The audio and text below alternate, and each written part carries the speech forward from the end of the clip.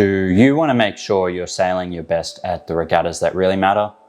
Or maybe you're not sure how you should structure your training so that you make sure you can hit your goals. With so many events going on throughout the year and so many things you want to do, it's pretty easy to get overwhelmed when it comes to planning your training and racing. So in this video, I'm going to go over how I structure my year and my approach for improving before my key regattas.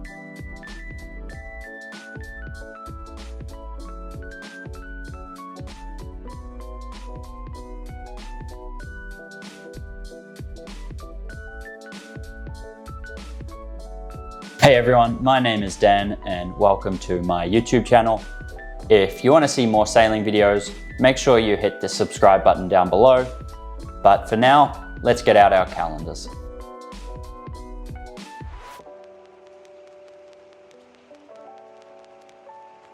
The first step in planning your year is to decide what your main goal for the year is going to be, which event that is, and what result you want to achieve. This is called your outcome goal. Now that you know what result you want to achieve at your peak event, we need to now break down the skills you'll need to do that.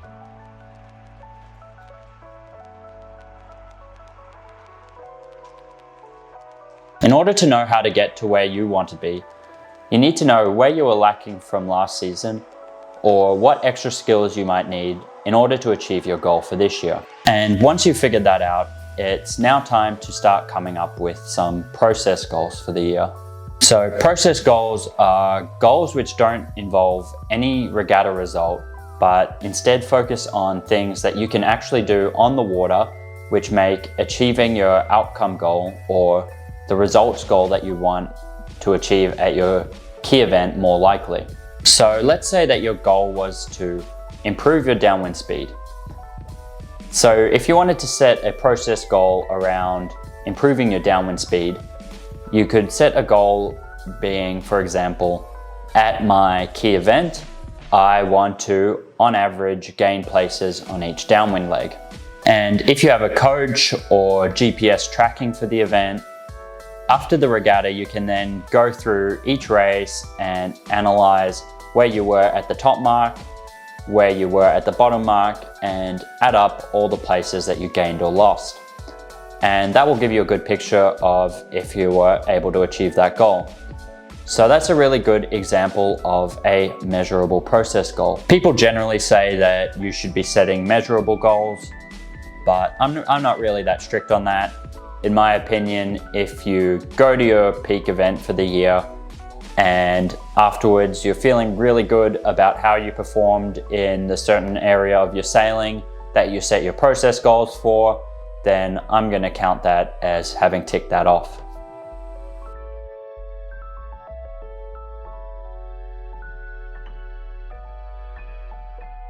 So we've now got both our peak event for the year and our process goals that we need to achieve to make this peak event result more likely. That's great, but it doesn't really give us a plan or a calendar for our whole year of sailing and training. And so now what I usually do is I will go to a list of events throughout the year which I might be attending or might be interested in attending, and I see how those fit on the calendar. I sort of weigh up, is the fleet going to be big? How good is the fleet going to be? And you can now start to get a picture of where those events should fit in the calendar in relation to your main event for the year. And now in the ideal world, there'll be a couple of events, say roughly 2 to 3 months before your peak event, which you decide you're going to attend, and you're able to use those as basically like a test to see how your training plan is going. And we usually pick our practice events, let's call them, so that we have enough time afterwards to change our training if we feel that we're not on track to achieve our goals at our peak event.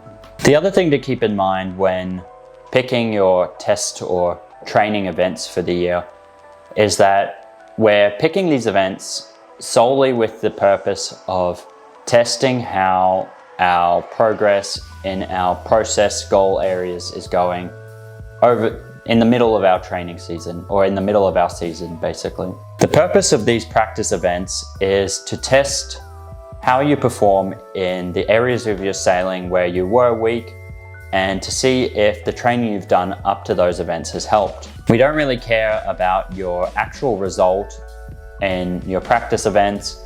We're basically just using these events to see how you perform in that one specific area of sailing.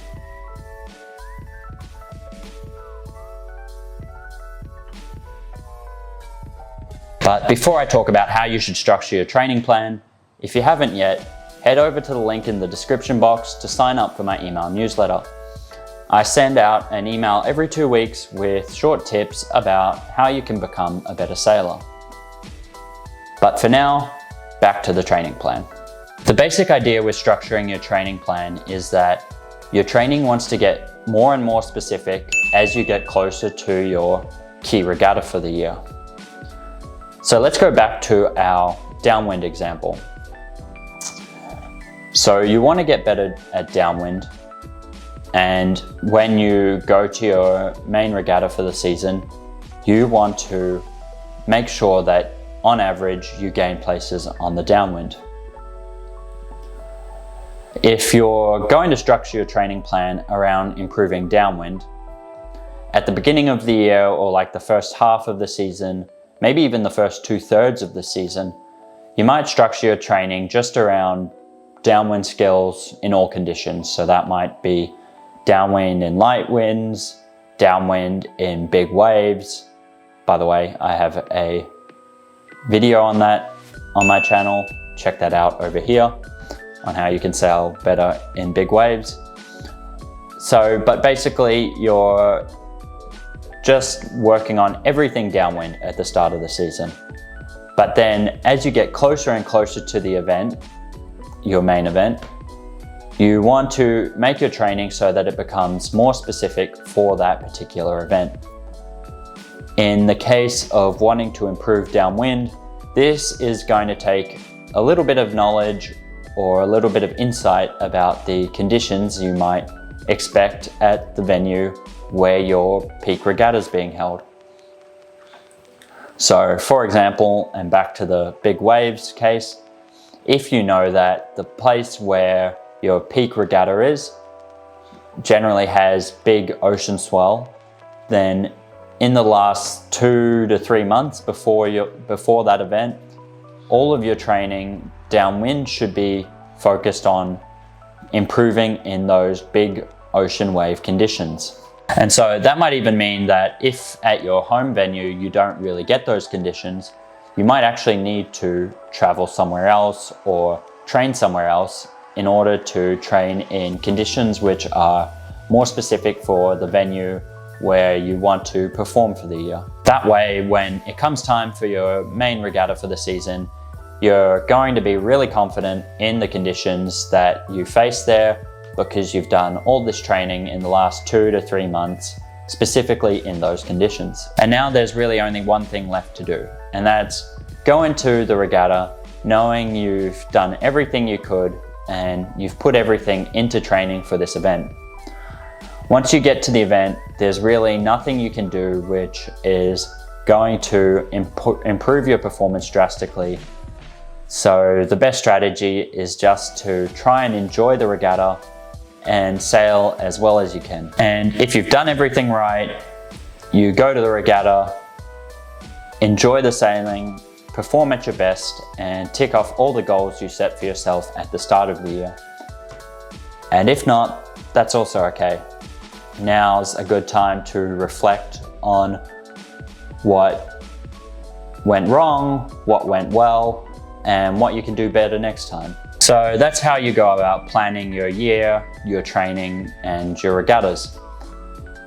I hope you guys found that valuable. If you have any questions, feel free to drop them in the comments down below. And if you like my approach to planning, happy planning.